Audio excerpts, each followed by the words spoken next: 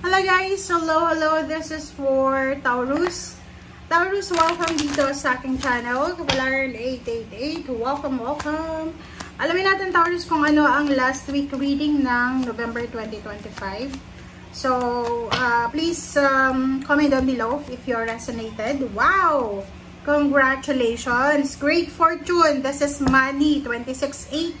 And sudden wealth, this is lump sum, winnings.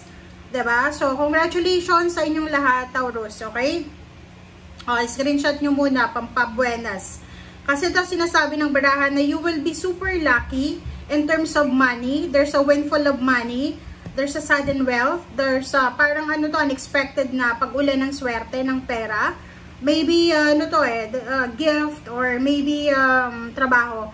There's a job offer na posibleng malaki yung sweldo or there's someone na pwedeng kunin yung serbisyo mo and babayaran kanya ng sobrang malaking halagang pera.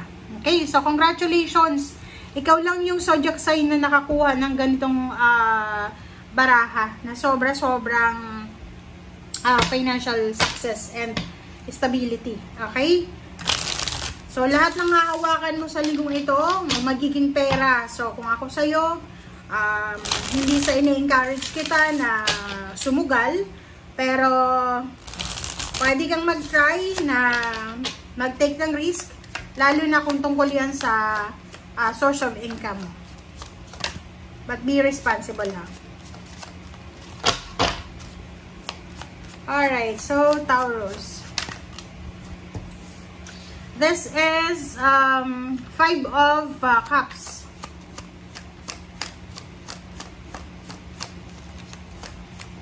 Okay.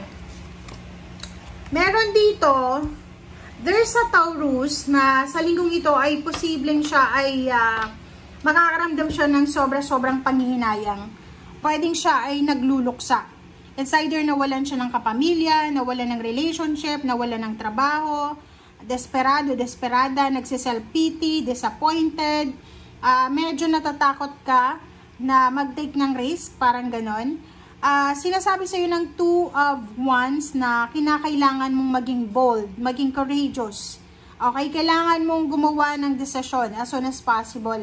Kasi, kung pahihiralin mo yung takot, kung pahihiralin mo yung regrets mo, talagang panghihinaan ka ng loob. So, sinasabi ng baraha sa'yo dyan, Taurus, na oras na para gumawa ka ng first step.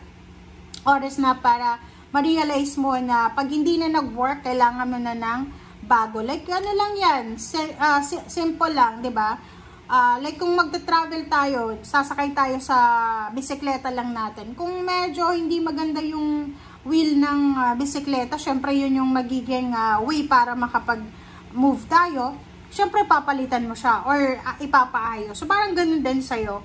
So, if ever na hindi nag-work, kailangan mo na ng, diba, change. Okay. Okay, this is the last step. Taurus.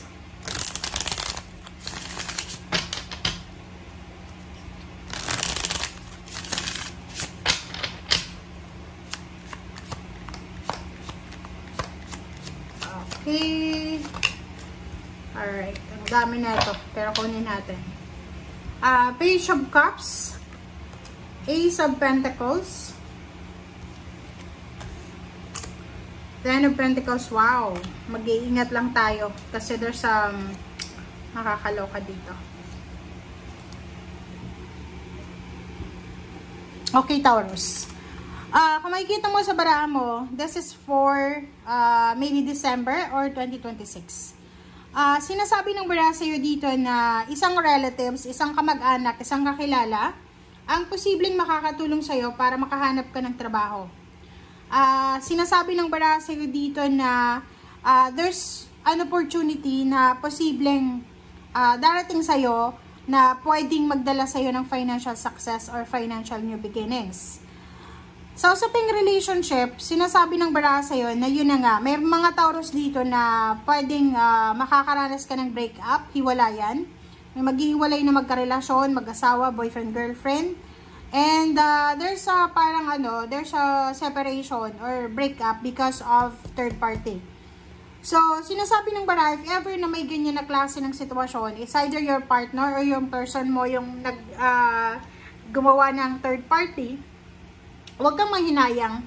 Okay lang, magluksa ka kasi minahal mo, nagmahal ka, nagtiwala. But sinasabi sa'yo dito ng barahan ng Two of Wands na kailangan mong labanan yung lungkot na yan, kailangan mo nang magdesisyon, planuhin mo yung mga susunod mong action para hindi ka na maloko pa.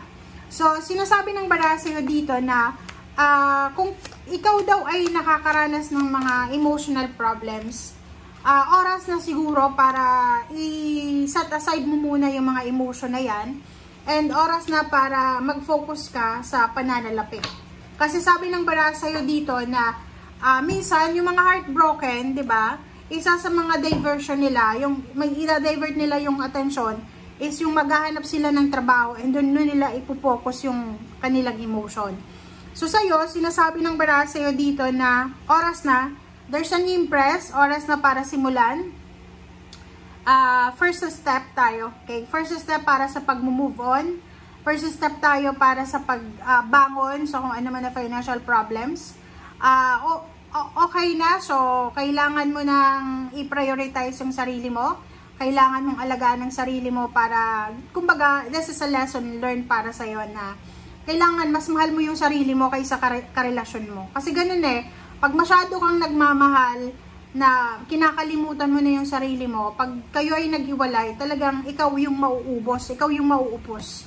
Siya naka-move on na, ikaw nagsisimula pa lang. So, sinasabi ng Barasi dito na if there's an opportunity na makapagsimula ka ulit, sinasabi ng Baraha, magsimula ka sa mga taong like-minded sa'yo. Kumbaga yung mga tao talagang, ang tawag doon, totoo talaga yung nararamdaman nilang pagmamahal sa'yo. Like your family. Okay? So, balikan mo yung dati mong motivation. Halimbawa ngayon, hindi ka na namomotivate na maghanap ng trabaho, mag-apply ng trabaho kasi kakabreak nyo lang ng girlfriend, boyfriend nyo.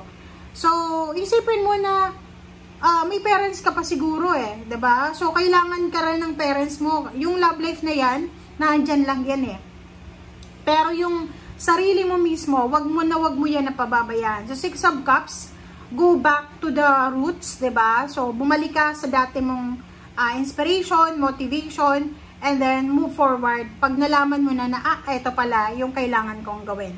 And the Empress, sinasabi ng Barasa yun, napaka-importante na alagaan mo yung katawan mo. Kasi yung katawan mo yan yung puhunan mo. Pangalawa yung spiritual. Dapat yung paniniwala mo ay align sa paniniwala, sa kagustuhan ng Panginoon. And third is, kailangan mong, kumbaga, mahalin yung sarili mo. Napaka-importante nun, mahalin mo yung sarili mo. Alright, so thank you guys for watching and see you again. Bye!